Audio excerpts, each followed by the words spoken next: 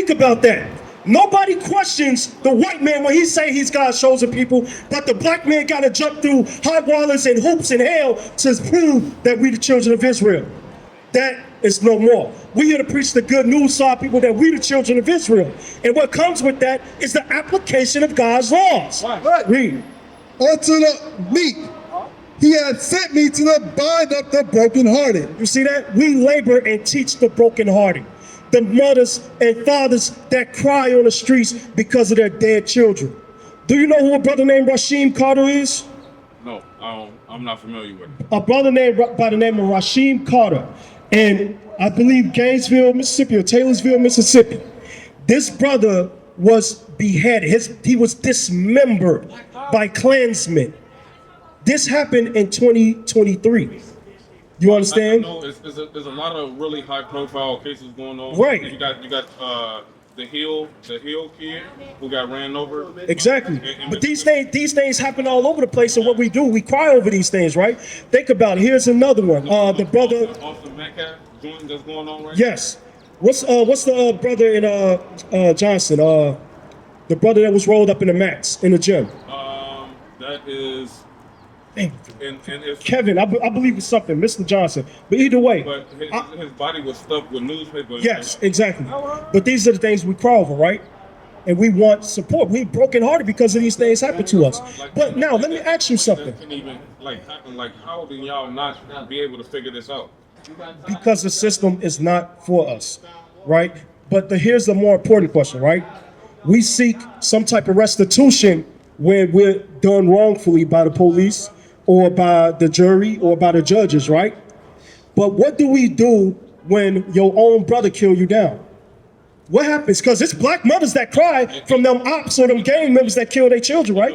It's going unspoken. It go unspoken. Just leave it alone. Just go to the funeral, right? We finna post some lick for the homeboy. We finna get a caravan. We finna turn up. We finna get the picture on the t-shirt, right? So what do we do? You ain't listening. I just brought that out, bro. You gotta listen to me, bro. I just brought it up. We ain't leaving that unscathed. We deal righteously up here. Right. But most importantly, we do it to each other. And we don't come together collectively and say, let's stop this. And you have enough knowledge. If you can recite some history to me, brother, you telling me you can't be up here teaching the Bible, edifying your brothers, and teaching them not to kill and break the commandments of God? Right. We teach that kind of history that you're bringing out. Bring it up. Books from the 1600s, 1400s. Everybody got their own purpose in life. And So what do you feel your purpose is? Jeremiah. to educate my son. What you call, officer? Say it again. Jeremiah 1 and 5. Sons on how to navigate this world. Right, that's true. But you don't think your sons are my sons? You see how it go? We got to bring that back to a community. You get what I'm saying? Because if you my brother, I got a 12-year-old son. I would pray and hope that my brother in the street would stop my son from dealing drugs, stop my son from toting a gun, or stop my son from trying to do things that he know he shouldn't do. You get what I'm saying? If something was, God forbid, to happen to me, you get what I'm saying? I would do the same for my son, for your son. I overstand. You understand? Read that. Get. Wait, which Jeremiah? Let me call. That's the book of Jeremiah, chapter 1, verse 5.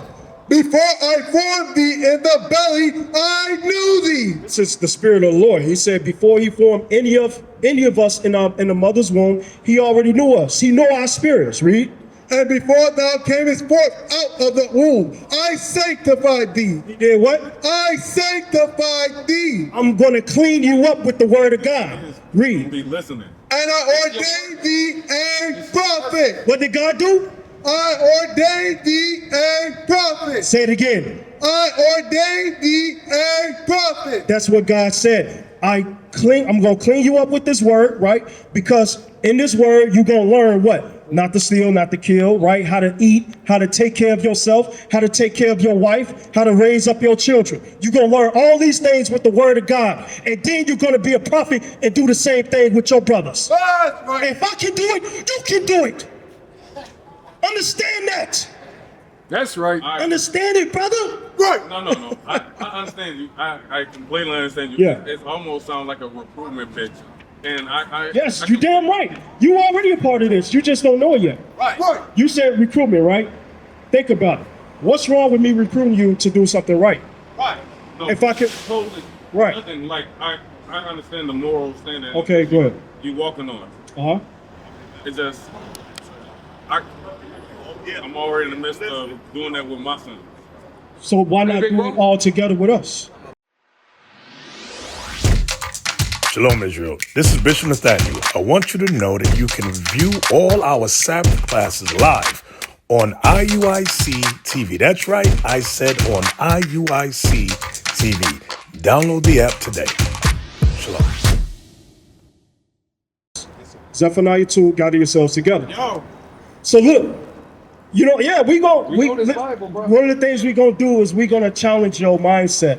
You know what I'm saying? Because we want to show you that, look, no matter what way you spin it, no matter what way you think, at the end of the day, Islam, Christianity, Seventh-day Adventists, all these different religions, man-made religions, God is not for that. He's always been with the 12 tribes of Israel. He didn't give us those religions, right? Right. He gave us his laws, statutes, and commandments. That's it.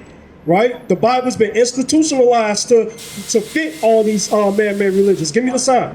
Give me the man-made religion sign. Show my brother real quick. Bring that over here. Right?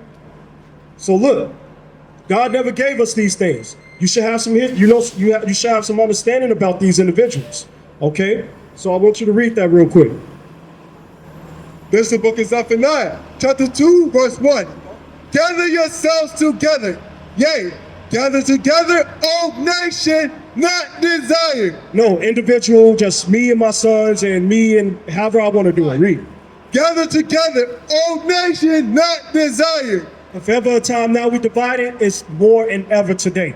But guess what? The Israelites are rising up and we're gathering together. That's You right. understand? We're gathering together. Once it's set in my mind that I'm the child of Israel, why wouldn't I get with like-minded individuals that's going to hold me accountable to keeping the words of God? So I don't end up like a nigga running the streets, not doing a damn thing with my life. You Right. understand? This is what God say. Read it again. Gather together. Gather yourselves together. Yea, gather together, O nation, not desired. We're not desired because we're at the bottom of the barrel, right? We in the slums, the ghettos. We move into their communities. There goes the neighborhood. You know the saying, read. Before the decree bring forth. So God says that we have to come together before the decree and judgment is coming to this earth. That's Think right. about it. Many of our people don't know what's going on with the war today. We're in the midst of World War III. Right. Right now, the European nations is on the uproar, right? People mad about what's going on in Israel and God with the Israeli and Gaza. We're in the midst of World War III. You got China ramping up, right?